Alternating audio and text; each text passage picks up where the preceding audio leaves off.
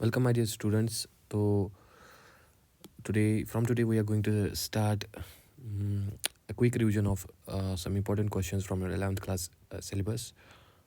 I am making the first of the video, and I'm going to start. I'm going to continue with these simpler questions, simplified revision of your 11th class syllabus.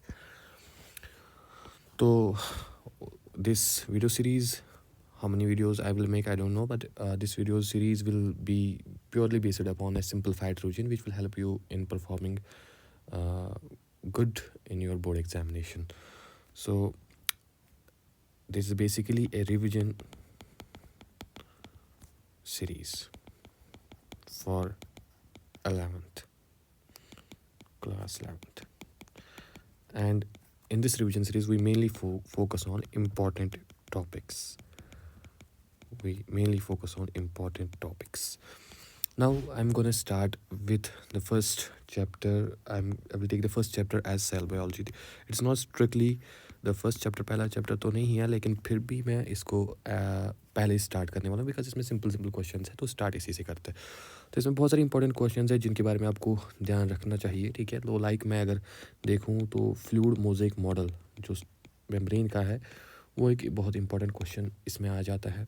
ठीक है, तो mitochondria as an organelle जो एक double membranes organelle है, ठीक है, जो कि रेस्पिरेशन में इन्वॉल्व है. क्लोरोप्लास्ट जो कि फोटोसिंथेसिस में इन्वॉल्व है, बहुत ही इंपॉर्टेंट है. ठीक है, और न्यूक्लियस जो कि सेल का मेन कंट्रोलर होता है, वो इम्पॉर्टेंट है. और सेल थ्योरी के बारे में कभी आपको पूछा जा सकता है, वो भी बहुत इंपॉर्टेंट है. ठीक है, एंड सेंट्रियोल के बारे में आपको पूछा जा सकता है क्योंकि बहुत ही अमेजिंग स्ट्रक्चर है सेंट्रियोल का, तो ये पूछा जा सकता है आपको. तो मे बी इससे बाहर भी आ जाए कभी, but will focus on these things ताकि ये चीज़ें आपको याद हो जाए. This will also help you in NEET. तो हम ज़रा क्वेश्चंस की फॉर्म में लेते हैं. तो मान लो आपको क्वेश्चन आ गया, लॉन्ग आंसर क्वेश्चन आ गया. ऐसे आ सकता है, कोई लैंग्वेज दूसरी भी हो सकती है. Describe fluid mosaic model. Describe fluid mosaic model of cell membrane. देखो, हम कुछ पॉइंट्स को मतलब हाथ में लेंगे, हम कुछ पॉइंट्स को स्ट्रिक्टली उन पे कंट्रोल रखेंगे. तो वही पॉइंट्स मैं यहाँ पे बोलना चाहता हूँ जो आपको बोर्ड में फिर याद आए. ठीक है, तो सबसे पहले जब आप ये क्वेश्चन देखोगे तो आंसर में आप सबसे पहली चीज़ जो मेंशन करोगे, that will be the first thing will be who put forward this model. Model है तो दिया किसने मॉडल है. ठीक है, सो पहला हम स्टार्टिंग करेंगे. This model was given by two scientist. One is Singer and other is Nicholson. So this was given by Singer and Nicholson. And अगर ये डेट याद आ जाए तो मेंशन कर देना 1972. तो पहले हम ये पॉइंट्स का ध्यान रखेंगे. तो सिंगर है, निकोलसन है, 1972 में इन्होंने ये मॉडल आपके पास रखा है. ठीक है, तो ये मॉडल क्या बोलता है सेल मेम्ब्रेन के बारे में. ठीक है, तो ये मॉडल एसेंशियली आपको बोल रहा है कि सेल मेम्ब्रेन असल में that is like a sea of lipids. और इन लिपिड्स में प्रोटीन्स जो है they are scattered like icebergs. ठीक है, लाइक मैं जैसे आप मान लो ये एक समंदर है. ठीक है, तो समंदर में ऐसे बीच बीच में आइसबर्ग्स होते हैं. तो ऐसे ही ये बोलता है, ये मॉडल बोलता है आपके मेम्ब्रेन में क्या होता है. अपने मेम्ब्रेन में ऐसे सी ऑफ लिपिड्स होता है और उसके बीच में प्रोटीन्स जो है वो आइसबर्ग्स की तरह है. ठीक है, सो सेंट्रल आइडिया क्या है इस मॉडल का. सेंट्रल आइडिया अगर इस मॉडल का देखें तो सेंट्रल आइडिया यही है. ये बोलता है कि membrane is sea of lipids with proteins embedded मतलब फिक्स करके, लाइक आइसबर्ग्स. ठीक है, अब ये आपका हेडिंग बन गया क्वेश्चन का. तो आप क्वेश्चन में पहले आपने दे दिया कि किसने दिया था, सिंगर एंड निकोलसन 1972 में, और सेंट्रल आइडिया क्या बोलता है. अब इसके बाद आप इस मॉडल को एक्सप्लेन करोगे तो इस मॉडल के आप पॉस्टुलेट लिखोगे. ठीक है, अब यू कैन, अगर आप बोर्ड में एग्जाम पेपर लिख रहे हो तो you can write this model can be explained in following postulates और हेडिंग्स. ठीक है, सब हेडिंग्स. तो एक एक करके हम इस मॉडल को डिकोड करेंगे. तो पहला पॉइंट, ये मॉडल क्या बोलता है. ठीक है, तो पहला पॉइंट ये बोलता है कि सी ऑफ लिपिड्स है. तो लिपिड्स आप देखेंगे लिपिड्स कैसे होते हैं. ठीक है, तो ये मॉडल बोलता है आपका कि लिपिड्स बाई लेयर उन्होंने बनाया होता है, वो उनके दो डबल लेयर होता है लिपिड्स का. ठीक है, तो पहला पॉइंट है there is a bilayer और डबल लेयर बाइलेयर ऑफ कौन से लिपिड्स, फॉस्फोलिपिड्स। ठीक है, तो अगर आपको पता नहीं है फॉस्फोलिपिड्स तो बोर्ड में चलेगा, लेकिन थोड़ा सा बिकॉज नीट के लिए कभी थोड़ा 11th स्टूडेंट्स हो तो नीट के बारे में, नीट के रिस्पेक्ट में आपको फॉस्फोलिपिड्स के बारे में थोड़ी सी नॉलेज होनी चाहिए। तो फॉस्फोलिपिड मॉलिक्यूल अगर मैं यहाँ पे बनाऊँ तो फॉस्फोलिपिड मॉलिक्यूल बिल्कुल ऐसा होता है। तो ये मैं फॉस्फोलिपिड मॉलिक्यूल को यहाँ पे बना रहा हूँ, तो बिल्कुल ट्राइग्लिसराइड की तरह होता है अगर आपको याद हो तो, लेकिन इसकी थर्ड पोजीशन पे फॉस्फोरिक एसिड होता है। ठीक है, फॉस्फोरिक एसिड होता है। ठीक है, तो ये आपका यहाँ पे जो मैंने बना दिया ये आपका फॉस्फोलिपिड मॉलिक्यूल है। ठीक है, this is a phospholipid molecule, ये आपका फॉस्फोलिपिड मॉलिक्यूल है। ठीक है, तो इन्हीं फॉस्फोलिपिड मॉलिक्यूल्स के बाइलेयर्स होते हैं। ठीक है, अब आप एक इंपॉर्टेंट चीज़ नोटिस करो कि फॉस्फोलिपिड मॉलिक्यूल में यहाँ पे ये R1 है, ये हाइड्रोकार्बन चेन है तो ये हाइड्रोफोबिक होती है, ये हाइड्रोकार्बन चेन है तो ये हाइड्रोफोबिक होती है। लेकिन ये जो फॉस्फोरिक एसिड यहाँ पे है ये हाइड्रोफिलिक है। तो इस फॉस्फोलिपिड मॉलिक्यूल को हम ऐसे बनाते हैं। ठीक है, इसको हम ऐसे रिप्रेजेंट करते हैं। इसमें ये जो दो टेल्स होती है ये R1 और R2 होती है जो कि हाइड्रोफोबिक है, एंड ये जो हेड होता है ये होता है फॉस्फोरिक एसिड। ठीक है, H3PO4। ठीक है, ये होता है H3PO4 यानी फॉस्फोरिक एसिड। ठीक है, तो ये होता है हाइड्रोफिलिक और ये दोनों होता है हाइड्रोफोबिक। ठीक है, तो दूसरे पॉइंट में हम क्या लिखेंगे कि फॉस्फोलिपिड्स जो है वो एम्फीपैथिक मॉलिक्यूल्स होते हैं। ठीक है, इनके पास एक तो हाइड्रोफिलिक एंड्स भी होते हैं और हाइड्रोफोबिक एंड्स भी होते हैं। तो R1 R2 हाइड्रोफोबिक एंड्स होते हैं और phosphoric acid hydrophilic, water loving, ये दोनों वाटर हेटिंग होता है। ठीक है, तो phospholipids are amphipathic molecules. Amphipathic मतलब इनके दो एंड्स हैं, एक तो वाटर लविंग भी, वाटर हेटिंग भी, हाइड्रोफिलिक और हाइड्रोफोबिक, और मैंने दिखाया यहाँ पे। ठीक है, अब तीसरे पोस्टुलेट में हम क्या मेंशन करेंगे कि ये अरेंज्ड कैसे है फॉस्फोलिपिड्स, बाइलेयर में अरेंज्ड कैसे। देखो वाटर हेटिंग पार्ट्स जो है ना, बाइलेयर में वाटर हेटिंग पार्ट्स एक दूसरे की तरफ होते हैं, तो ये हाइड्रोफोबिक टेल्स जो है ना ये एक दूसरे की तरफ होते हैं लाइक दिस। ठीक है, तो ये मान लो ये दूसरा है, तो बाइलेयर में आप देख सकते हो यहाँ पे ये एक लेयर है, ये दूसरा लेयर है। ठीक है, तो इन्होंने क्या किया है कि हाइड्रोफोबिक टेल्स है वो अंदर की तरफ है और हाइड्रोफिलिक हेड्स बाहर की तरफ है, क्योंकि बाहर से पानी होता है, वाटर होता है, तो ये हाइड्रोफिलिक हेड्स जो है ना वाटर के साथ इंटरेक्ट करते हैं, एक्वस मॉलिक्यूल एक्वस एनवायरनमेंट के साथ इंटरेक्ट करते हैं, और हाइड्रोफोबिक टेल जो कि वाटर हीटिंग है ये अंदर की तरफ रहते हैं। ठीक है, तो तीसरे पॉइंट में हम इसका अरेंजमेंट मेंशन करेंगे, इस बाइलेयर में फॉस्फोलिपिड्स का अरेंजमेंट। ठीक है, तो arrangement of phospholipids is such that hydrophobic tails face inwards while hydrophilic heads face outwards।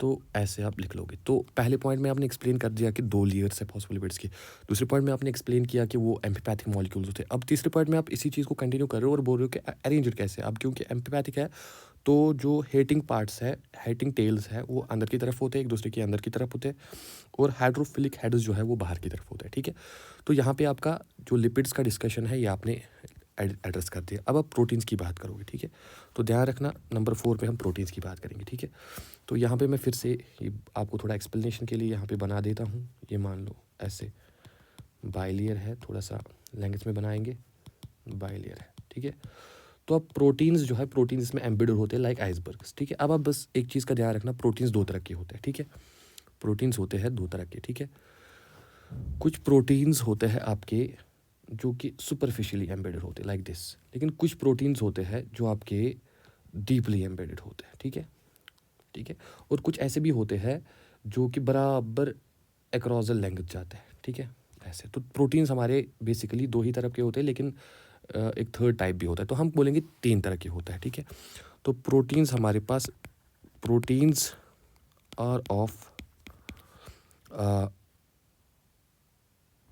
2 types, हम 2 टाइप्स ही लिखेंगे। ठीक है, फिर हम इसको स्पेशल कैटेगरी में डाल देंगे। एक तो है हमारे एक्सट्रेंसिक प्रोटीन्स, एक्सट्रेंसिक और सुपरफिशियल। एक्सट्रेंसिक या सुपरफिशियल प्रोटीन्स जो है दीज आर सुपरफिशियली एम्बेडेड, आप इनको इजीली रिमूव कर सकते हो। और हमारे इंट्रेंसिक और इंटीग्रल प्रोटीन्स होते हैं, ठीक है, जो डीपली एम्बेडेड होते हैं। तो क्या फ़र्क है इनमें? ये इजीली रिमूव कर सकते हैं हम इनको, ठीक है, क्योंकि ऊपर से ही होते हैं एम्बेडेड, एंड इनको हम can not be easily removed, ठीक है, नॉट बी इजीली रिमूव्ड, क्योंकि ये बहुत ही डीपली एम्बेडेड होते हैं। और यहाँ पर हम ऐड करेंगे कि सम स्पैन एंटायर थिकनेस। तो जो एंटायर थिकनेस स्पैन करते हैं उनको हम क्या बोलते हैं? दे आर कॉल्ड एज, उनको हम बोलते हैं टनल प्रोटीन्स, ये या ट्रांसमेम्ब्रेन प्रोटीन्स। तो उनको टनल या ट्रांसमेम्ब्रेन प्रोटीन्स बोलते हैं। जैसे कि आयन चैनल्स होते हैं, तो सोडियम चैनल है, पोटेशियम चैनल है, तो उनको पूरी थिकनेस क्रॉस करनी पड़ती है, तो वो हमारे बन जाते हैं टनल या ट्रांसमेम्ब्रेन प्रोटीन्स, ठीक है, टनल या ट्रांसमेम्ब्रेन प्रोटीन्स। तो इस चीज़ का आप ध्यान रखोगे, ठीक है ना। इम्पॉर्टेंट है कि जो नेक्स्ट हमने प्रोटीन्स के बारे में बोल दिया, तो लिपिड्स का हो गया, प्रोटीन्स का भी हो गया, ठीक है। अब इंपॉर्टेंट चीज़ हम बात करेंगे, इसमें कार्बोहाइड्रेट्स भी होते हैं और कार्बोहाइड्रेट चेन्स बाहर से इसके अटैच्ड होते हैं, ठीक है। तो बाहर से ही मान लो, देखो कार्बोहाइड्रेट चेन्स ऐसे अटैच होते हैं प्रोटीन मॉलिक्यूल्स के साथ, ऐसे लिपिड मॉलिक्यूल्स के साथ भी कुछ कार्बोहाइड्रेट चेन्स अटैच्ड होते हैं, ठीक है। जब भी कार्बोहाइड्रेट चेन, ये जो मैं यहाँ पे कार्बोहाइड्रेट चेन बनाई, जब भी प्रोटीन के साथ अटैच होती है ना, तो ये बन जाता है ग्लाइकोप्रोटीन, ग्लाइकोप्रोटीन।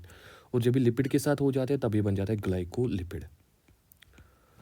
तो हम बोलेंगे कि जो आउटर सरफेस है सेल मेम्ब्रेन की, उस पर ग्लाइकोप्रोटीन्स और ग्लाइकोलिपिड्स होते हैं, ठीक है, जो कलेक्टिवली ग्लाइकोकैलेक्स कहलाता है, ठीक है।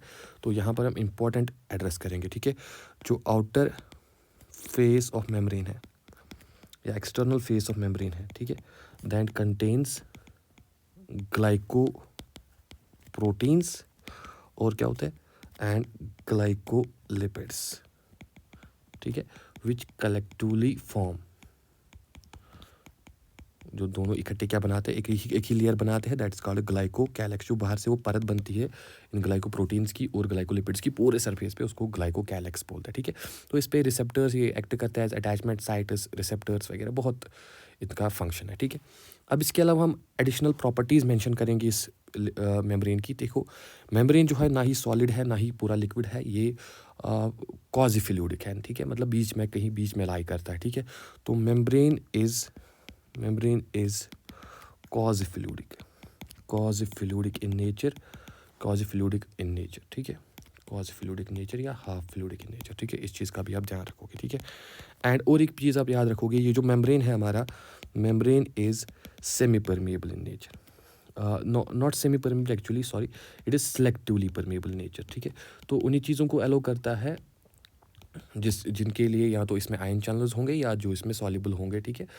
तो सिलेक्टिवली चीज़ें एलो की जाती है to cross from one side to other side, ठीक है। तो इसलिए हम इसको बोलते हैं सिलेक्टिवली परमेबल। तो आधे मेम्ब्रेन्स फ्रीली परमेबल होते हैं, आधे सेमी परमेबल होते हैं, लेकिन हमारा सेल मेम्ब्रेन जो है तो वो सिलेक्टिवली परमेबल है, ठीक है। इस चीज़ का आप ध्यान रखोगे।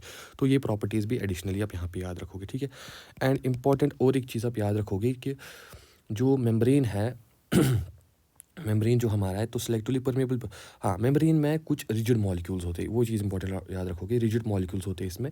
तो वो रिजिड मॉलिक्यूल्स कौन से मॉलिक्यूल्स, वो कोलेस्ट्रॉल मॉलिक्यूल्स होते हैं, और कोलेस्ट्रॉल मॉलिक्यूल्स की वजह से ये मेम्ब्रेन स्टेबलाइज हो जाता है। तो लास्ट पॉइंट हम ध्यान में रखेंगे कि membrane is stabilised by rigid cholesterol molecules, जो कि बहुत इंपॉर्टेंट क्वेश्चन नीट में अक्सर पूछा जाता है, ठीक है, नीट में अक्सर पूछा जाता है, ठीक है। तो इतना आप लिखोगे, आपको बोर्ड में पूरे कंप्लीट मार्क्स मिल जाएंगे। तो हमने आज का क्वेश्चन क्या रखा था, हमने रखा था fluid mosaic model of cell membrane. तो हमने कैसे इसको डिस्क्राइब किया, सिंगर और निकोलसन ने दिया है, 1972 में दिया है। और बोलता क्या है, सेंट्रल आइडिया क्या है, सी ऑफ लिपिड्स है और जिसमें प्रोटीन्स है एम्बेडेड लाइक आइसबर्ग्स, ठीक है।